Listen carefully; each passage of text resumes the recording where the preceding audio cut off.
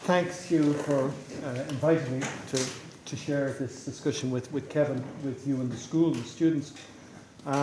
It's 30 years since Kevin and I first met. It was 30 years ago that Kevin became the fourth ever winner of the Pritzker Prize for Architecture. He followed Luis Barragan, Philip Johnson and Jim Sterling. And when he won the prize, the AAI, through Tony Reddy, who had worked in Kevin's office, and I wrote to Kevin to say we'd like to put on an exhibition of his work if we could. And he facilitated us to mount a full retrospective exhibition which toured the country but had its principal opening in the Douglas Hyde Gallery in Trinity College, opened by the Taoiseach at the time, Charlie Haughey. And Kevin also gave a lecture that year to the RAI conference in Killarney, ably supported by his wife Jane in the presentation, which was a masterclass in how to show what an architect does. The lecture was in two parts and lasted 5 hours, and the hall was full to the end. So by comparison, this is going to be a quick scamper. Just to set the scene, Kevin was born in Dublin in 1922 to a political family. His father was a Sinn Féin TD elected to the first Dáil, but in Kevin's early years, the family moved to Mitchelstown, where Kevin's father managed the co-op and turned it into Europe's largest creamery. So I'd like to start, Kevin, by asking you, with a background like that, why did you decide to study architecture? That is an impossible question to answer. Because nobody, an architect, who wants to be an architect? Nobody ever heard of it when I was there. And indeed, I didn't. I went to Rockwell. I was kind of interested in, for some reason, we had a big loft in our backyard, and I was always building things in it, and for some reason or other. And when I went to Rockwell, I discovered the 7 Lamps of Architecture in the library, which is the other thing. Ruskin's book. And we had a half an hour private time in the study at night, and so I used to do little drawings. And I was doing a drawing one night of a church, because of course that's all we did all the time. We prayed and went to church all the time. So I was trying to think of what building would you design. So I designed a church, and I had in this incredible epiphany. I designed the church in the shape of a cross in the plan, and I got so excited. I couldn't believe it, but I believe it was some this enlightenment and all that. And when I was going to the dormitory that night, I told my best friend, he said, "You stupid." He said, "Don't you know every church is in the shape of a cross?" It hadn't occurred to me. Suddenly it came that way. But one thing led to another, and I was a terrible student. I failed everything. In every class I was over. When I was in the local Christian Brothers, I went to get I was sick for a while, and I went to get my year report. This one was about 12 or so.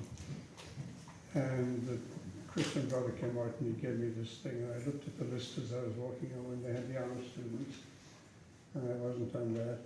And then there were the pass students, and I wasn't on that. And then there were the failed students, and I wasn't on that.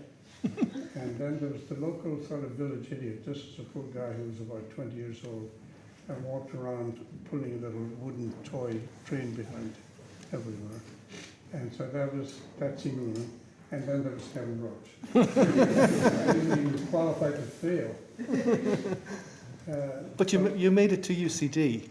I made it to UCD. And what was the school like then? What was the teaching like? My father drove me up to Dublin, and we went into Earlsford Terrace, and they put a £20 note on the little counter. And I was signed up for the architecture school.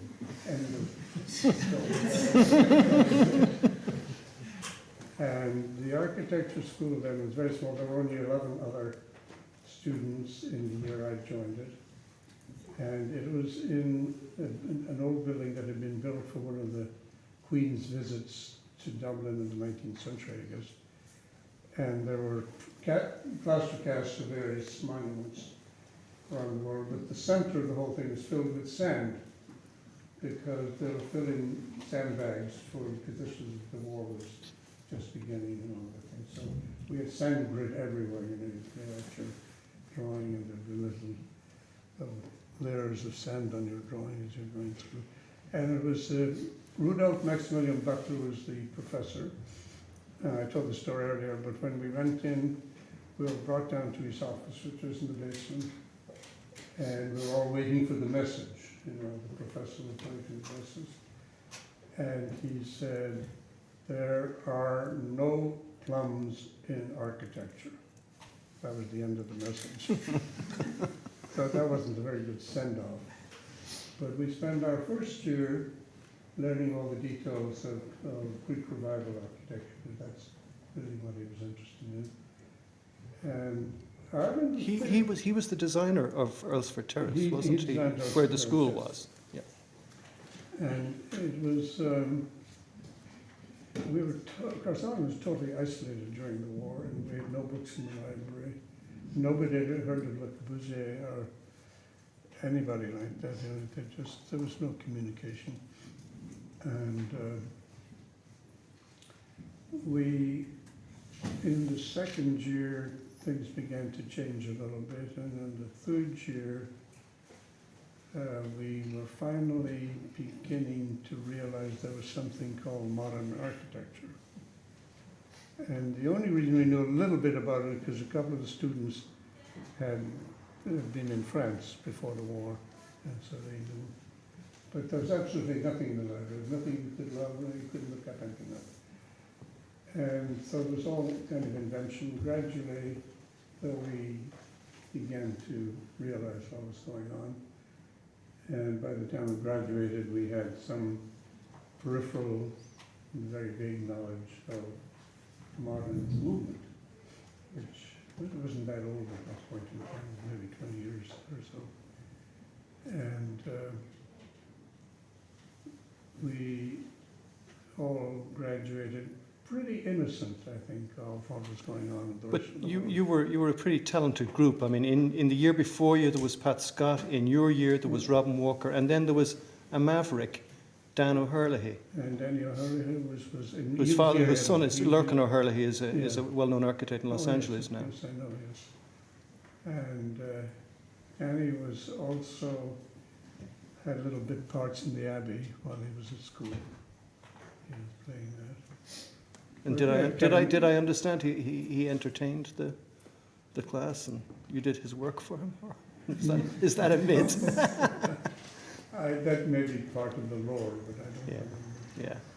Yeah. Kevin Fox was there, Wilfred Cantwell, and several other Ken Kirsten, very talented people who all happened to be in the school. And some of them had sort of fled Europe, some of them had fled England, so it was quite a mixture of people, even though it was very small, a small group.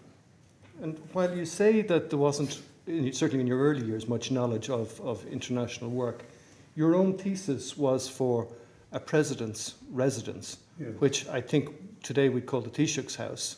Right. It was the president of the executive who would be the Taoiseach Right, then. right. But it shows influences from Le Corbusier and from the Pavillon Suisse. Well, there was. Yes. How did you know about I these? discovered the Corbu school in, where is it, in Switzerland? But In it's Paris? the third entrance. Yeah, what in was that? I Paris, can't remember. yeah. So I Yeah, but it's the I Pavillon stole- Suisse, yeah, the Swiss I pavilion. stole that and used it. And then after graduating, you worked briefly with Michael Scott. You worked on the 3 CIE buildings, yeah? Yes, I got a job as a lecturer, and I just remember this, lecturer in UCD. I was teaching in Bolton Street. The lecturer was £2 a week, and Bolton Street was £2 a week, and Michael Scott was £2 a week. So I was actually earning £6 a week, but I was working about 12 hours a day. And Michael was wonderful. He really was a fine architect, and he had a lot of young architects in the office, and we all kind of stimulated each other, you know. Kevin interacted. Fox and Wilf Cantwell and these people, yeah. And there was a Danish guy who kind of ran the whole thing. Yeah. And then Michael, I wanted to get the hell out, so Michael introduced me to Maxwell Fry, and I went to London for a while. And in London, I was leafing through a architecture magazine, and I read something about Mies van der Rohe, and I decided that's what I wanted to do, was to go and study with him. So a year after that, I applied to IIT in Tower and Yale, and for some incredible reason I got accepted. Also, Fred Hilton and I, we didn't mention Fred, went to Chicago to study with Mies. And that was quite an experience. It was really wonderful. He was a very large, slightly grumpy man, but very pleasant. And he didn't say anything at all. He practically said nothing the whole time. But he was quite an influence, and we were asked to design a house for ourselves. And of course, every house had to have a flat roof because that was all part of it. But I decided perversely that I'd put a pitched roof because it was snowing like hell in Chicago. And you know, I was wondering what the hell are you going to do with all that snow on top of the flat roof. So I put a pitched roof on it. And Mies came to my desk and he looked at my drawing and my pitched roof and he said, "You could do that, but I would not do that, you know." that was the final dismissal. Because you didn't stay long. You didn't stay as long as you had intended. Well, I figured I'd got the message, you know. How long? So after that, it was New York, and you were working on the UN headquarters building. So I got on a bus and went back to New York, and I had very little money, and I got a job at the United Nations because I wanted to work. The United Nations Islamic Construction had just been formed. I really wanted to make a country. This is very ambitious, and I wanted to make a contribution to world peace. And I thought if I worked on the UN, that would be something. So I got a job and at the UN as an office boy. They wouldn't hire me as an architect. But after about 4 or 5 months, they finally put me on the drafting table. And they Was this with Wally Harrison, or? Wally Harrison and Grombitz. And it was on the side of the office was on the side of the final building. So I actually saw the building going under construction. And then you'd build 2 major landmarks within sight of it yourself later in your career, but... Well, I didn't know I was going to do that. So Aero Saarinen, how did that come about? I mean, why would you be attracted, if you were initially attracted to Mies and that discipline and that rigor, why would you go to someone like Aero? I was out of work in New York for about 6 months, and I totally broke. I was on the bum. And I had a friend who happened to know Aero and knew that Aero was looking for people. And I had a cousin called Kathleen Ryan, who was briefly a movie star of sorts, and she had got a job with MGM, and she'd come to New York, and she had an MGM expense account, so we went out drinking for about a week, and we were on El Morocco and all the various clubs around New York. And this girl that I knew set up a date for Aero to interview me. He was in the Plaza Hotel. And I'd been up all night, and I went up to his room. He was getting dressed for the interview. And I sat on the edge of the bed, and Aero had a very slow delivery. And I finally fell asleep.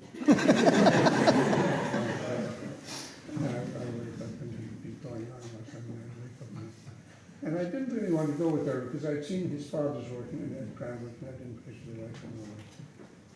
But he hired me for some reason which I'll never understand.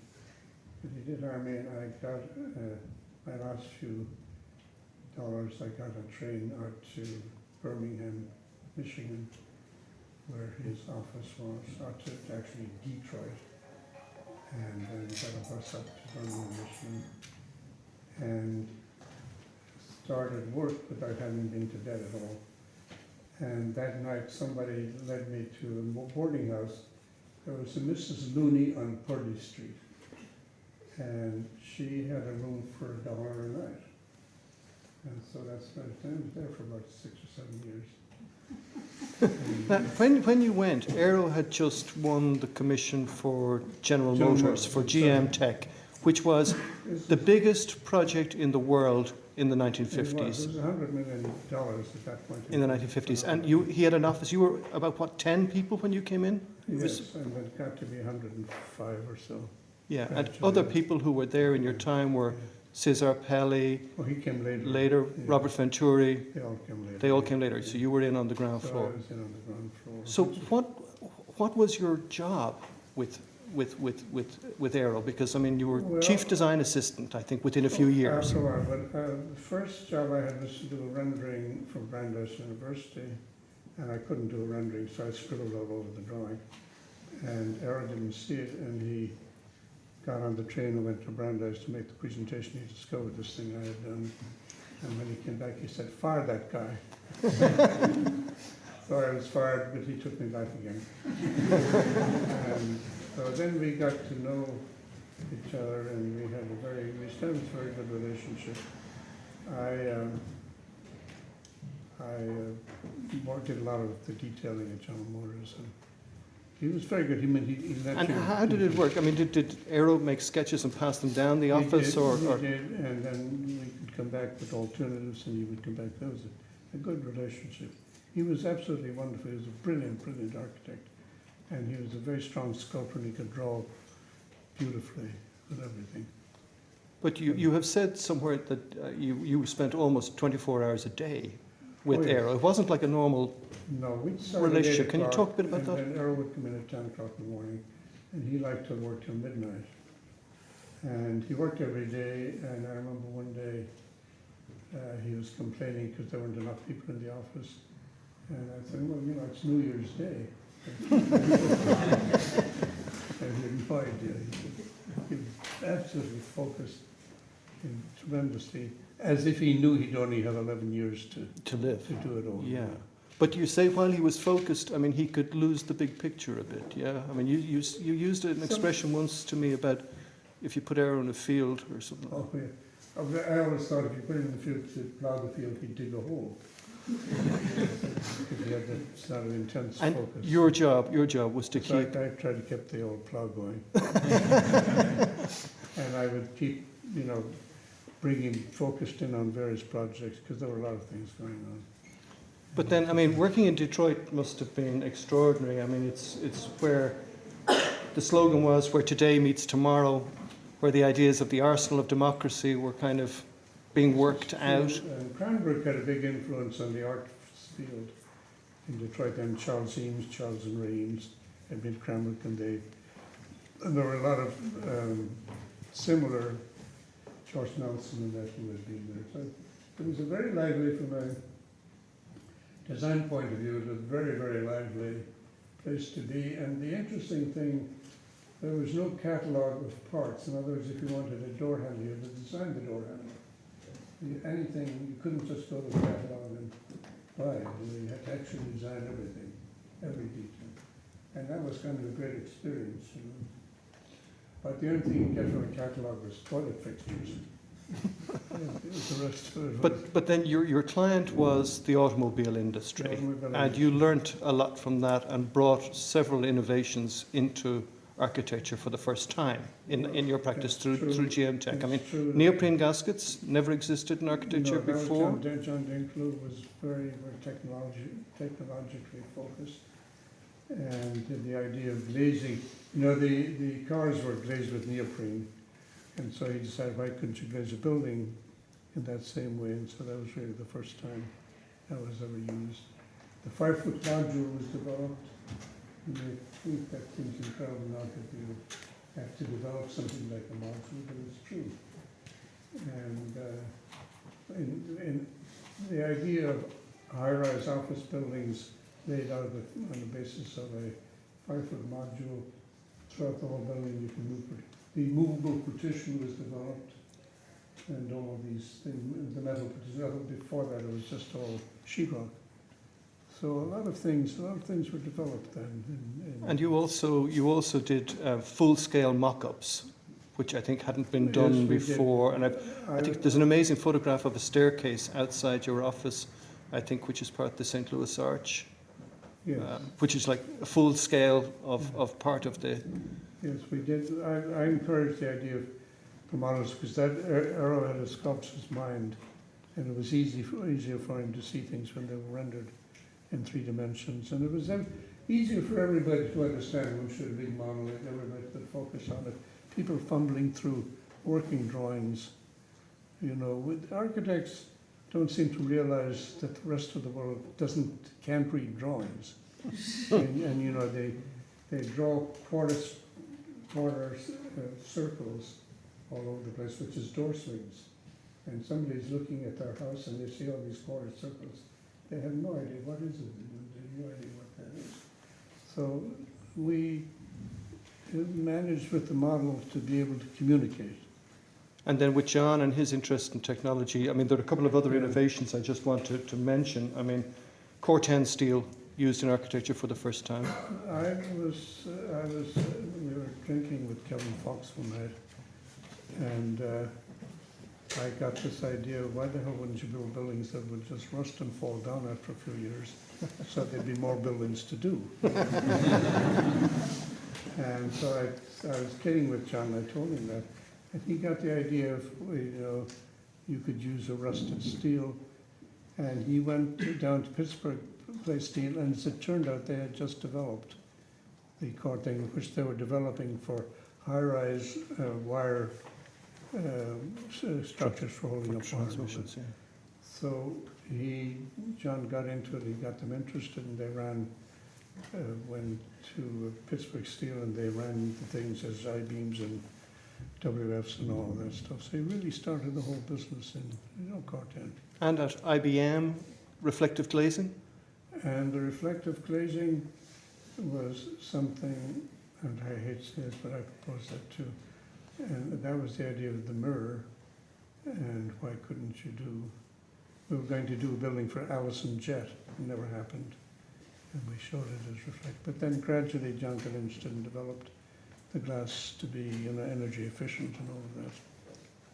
So it was all of those things. And then you were going to move in 1960-61 to Connecticut, to beside Yale, and in the middle of the move, Aero suddenly died at the age of 51. Yes. And you were what, 40? I was in 39? In 19, what year? Yeah, 1961, you're 39. 39, yes. 39, and you were a famous architect, but you weren't a registered architect. No, I wasn't even a citizen. And I was going to get married to Jane, but as it turned out the week Arrow died, so we had to postpone it for a couple of years. And that was difficult. So that was an enormous responsibility because there were, what, 9 or 10 major projects on the boards or on site, and you had to finish them. But you know, the nature of the office is such, we just settled down and did it. I was at a meeting in New York with CBS, and we were talking about the number of elevators and all of that stuff, and I got a call, and I went into another room, and the caller said that Arrow had just died. I decided what Arrow would do is he'd come back into the meeting. So I went back in the meeting, we finished the meeting, and then I told them, you know, and that was the nature, we just went for it. And those buildings that you had to finish out included the TWA terminal, Dulles Airport, Yeah. St. Louis Arch, Yeah, CBS in New York, yeah, and a whole bunch of others, which you finished within 5 years. yes. Meanwhile, trying to set up your own practice. How did you weren't a partner in the firm when No, Aero died? no. John was. John and I were very close, so we had broken off at one point in time. We were going to start our own firm. And Arrow found out about it and almost fired both of us But then you had to do that at the same time as finishing Aero's buildings. at And the same time. Aero had been on the list for interview for Oakland For Museum. Oakland, and we decided that we would, you know, went to them. And I had this idea, looking at a map of Oakland, there's Lake Merritt, and then Oakland was built on one side of that, and then it looked out to the bay. The connection between the lake and the bay was an area where the new building was going to be. But I decided it shouldn't be a building because you'd be blocking this seemingly natural connection between the two, and what it really needed was to be a landscape. place, and so we managed to convince the mayor of Oakland at that time was Irish, crazy guy called Houlihan, and because he attached to me a little bit, so that helped. And But I think to say that was the reason maybe is to underplay something else that's very important in Oakland, because you made these amazing gouache drawings of the plans for Oakland. Yeah. I mean, like diagrams rather than architectural plans. Yeah. And then you photographed them on slide film. And Yes. you made the first ever slide presentation, as I understand, or you're credited with inventing the slide presentation in architecture, which is like PowerPoint 40 years before Yeah. PowerPoint was conceived of. You start, it was that whole thing of people just don't understand what you're talking about when you're waving your arms and pointing to line drawings. So you have to start at the beginning, explain what it is now, explain what you're thinking has been, what the various alternatives are, and you show what the various alternatives are.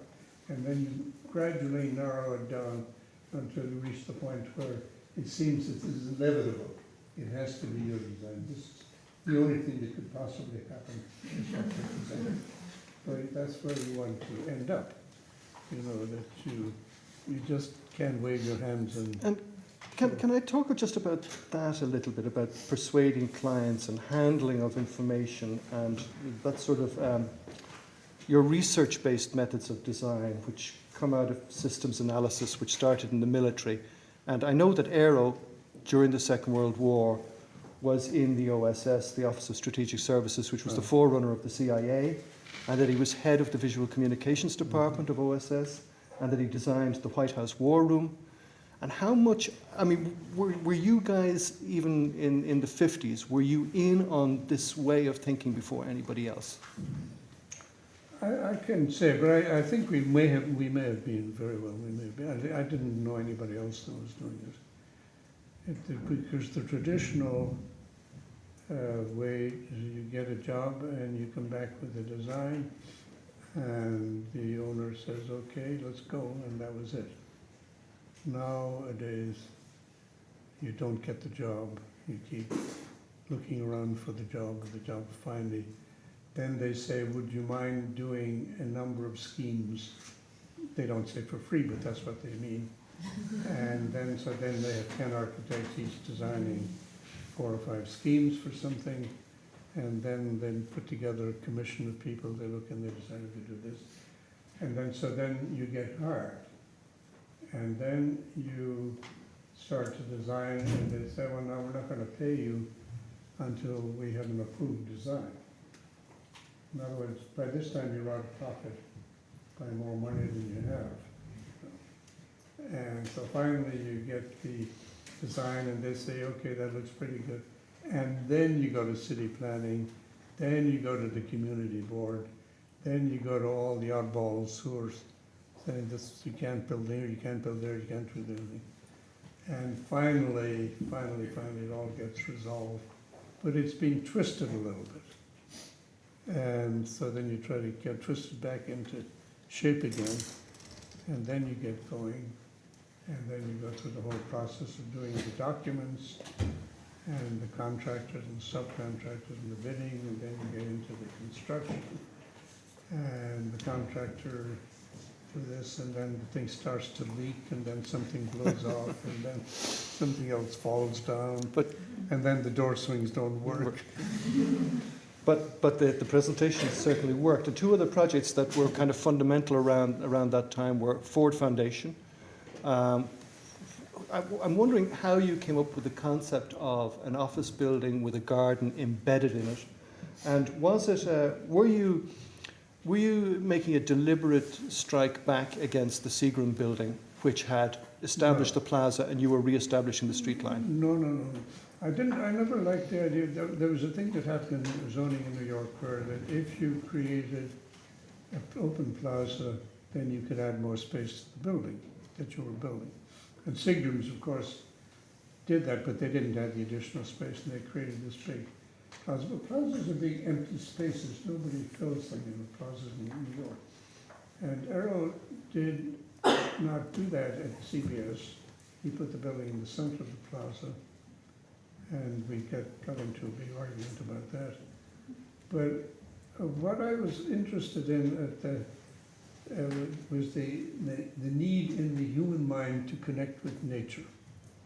And I have the greatest sympathy in the world for people who work in office buildings. It's got to be the most boring world. And it's even more boring now because all you're doing is staring at this stupid computer all day long. And, you know, communicating back, telling dirty jokes back and forth or whatever it is. And the amount of work that gets done is minimal, and it's all coded and everything else like that. Boring. So what do you do for the people who are working in offices that gives them a little bit of relief, a little bit, how do you create a sense of community? How do you give them some connection back to nature?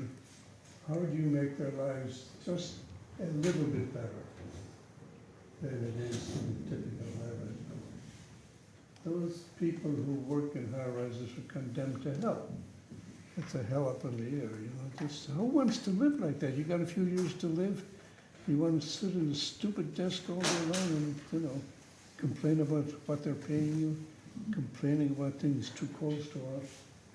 You know, you want to create something which people really feel a little bit better, contribute a little bit to their nature of what they want. And it's without getting confrontational or anything else like that. I think our role is to try and improve the lot of the citizen in whatever way you can do it.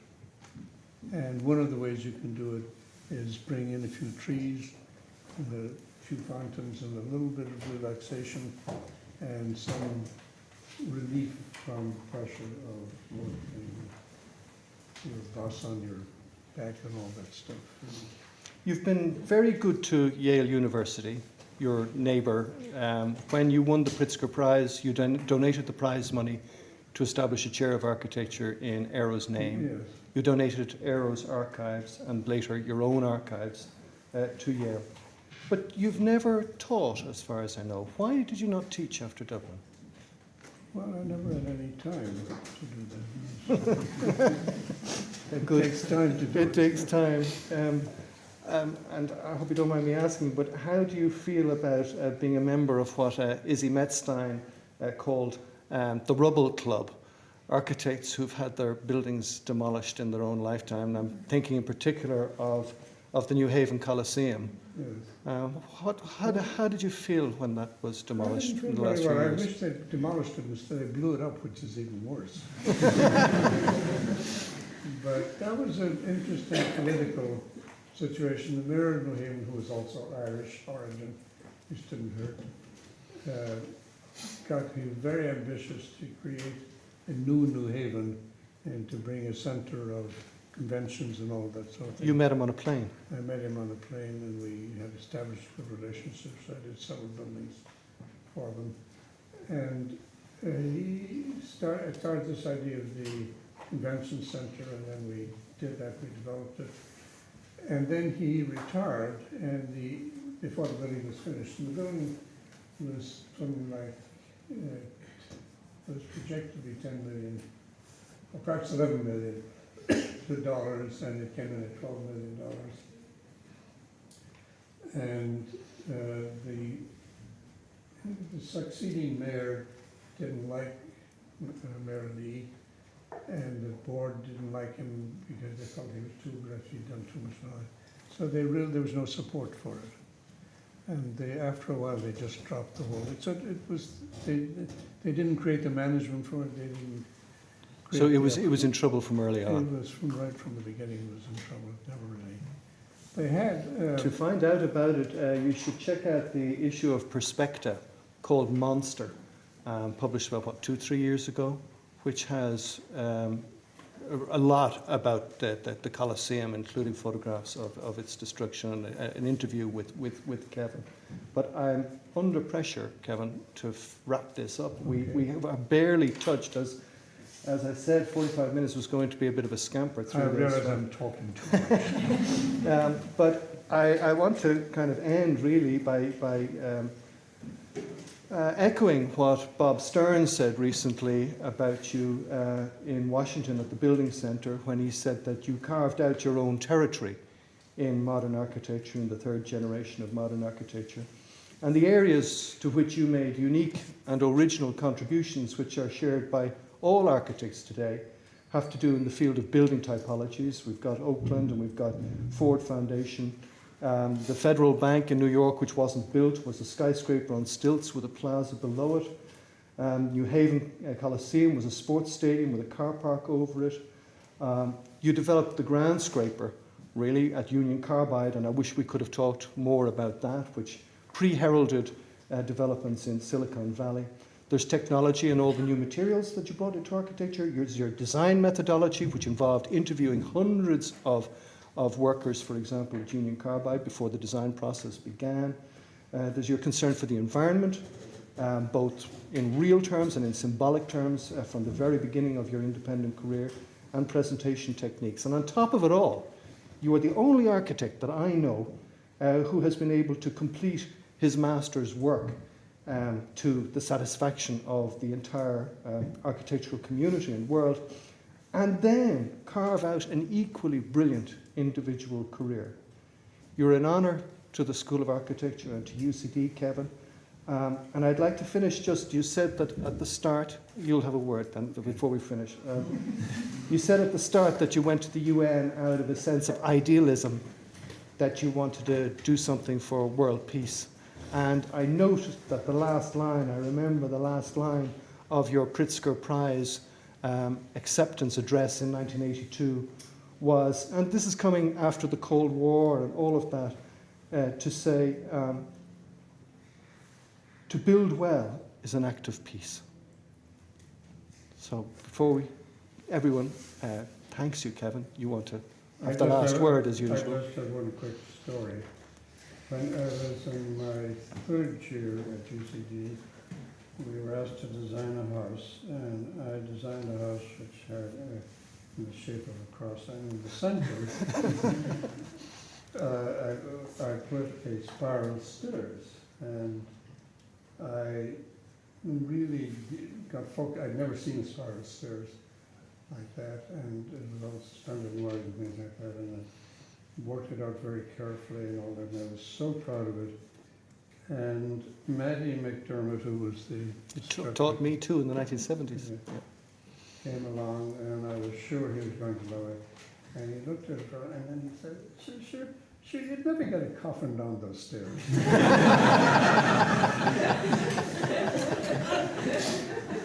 I thought, this is outrageous stuff. But then it dawned, of course, we got to get coffins out of everywhere, because that's what our future is. And so Not too soon. it led me to this philosophical chant which says, we're here for a purpose. In architecture, your purpose is to make a contribution to the well-being of the community, however you do it. But don't ever forget that that is why you are architects, that is why you are here. It's not to be architects, it's not to make all, twist everything, turn it off.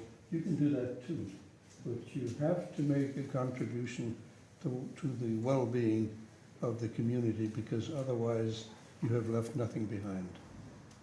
And we'll just take your coffin and push it out of the window.